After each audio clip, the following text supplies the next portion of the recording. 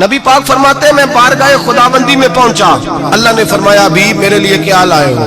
میں نے کہا مولا وہ لایا ہوں جو تیرے پاس کوئی نہیں۔ رب کریم کو سارا پتہ ہے، پھر بھی پوچھتا ہے محبوب میرے پاس کیا نہیں؟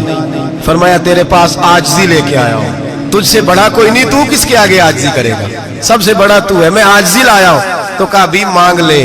او بھائی بچے بڑے پیارے ہوتے ہیں، لوگ جب ہاتھ اٹھاتے ہیں نا تو میں نے دیکھا ہے ماں باپ اپنے لیے بعد میں مانگتے ہیں، اولاد کے لیے، اور بالخصوص جو بیٹی ہوتی ہے نا بیٹی، او بھائیو میرا اور آپ کا پیار تو اور طرح کا ہے۔ دنیا میں اگر کسی نے بیٹی سے پیار کیا ہے تو مدینے والے حبیب نے سیدہ فاطمہ سے کیا ہے، حسن اور حسین سے کیا ہے۔ معراج کی رات جب نبی پاک سے رب کریم نے کہا کہ بولو محبوب کیا چاہیے، کسی کمزور روایت میں بھی نہیں ملے گا کہ نبی پاک نے کہا اے اللہ فاطمہ کے لیے کچھ دے، اے اللہ حسن حسین کے لیے کچھ دے۔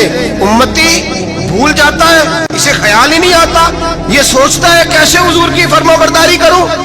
میرے نبی کریم علیہ السلام فرماتے ہیں جب رب نے پوچھا کہ ابھی کچھ مانگ لے، نہ حسن کی بات، نہ حسین کی بات، نہ فاطمہ کی بات، نہ علی کی بات، نہ ابو بکر، نہ عمر، نہ عثمان، نبی پاک نے کہا اللہ تو میرے ساتھ گناہگاروں کی بات کر، اے اللہ تو گناہگاروں کی بات کر، یہ بھول جائیں گے، پھٹک جائیں گے۔ تو رب کریم نے کہا محبوب میں تیرے ساتھ وعدہ کرتا ہوں تیری آدھی امت بغیر حساب کتاب جنت میں داخل کر دوں گا۔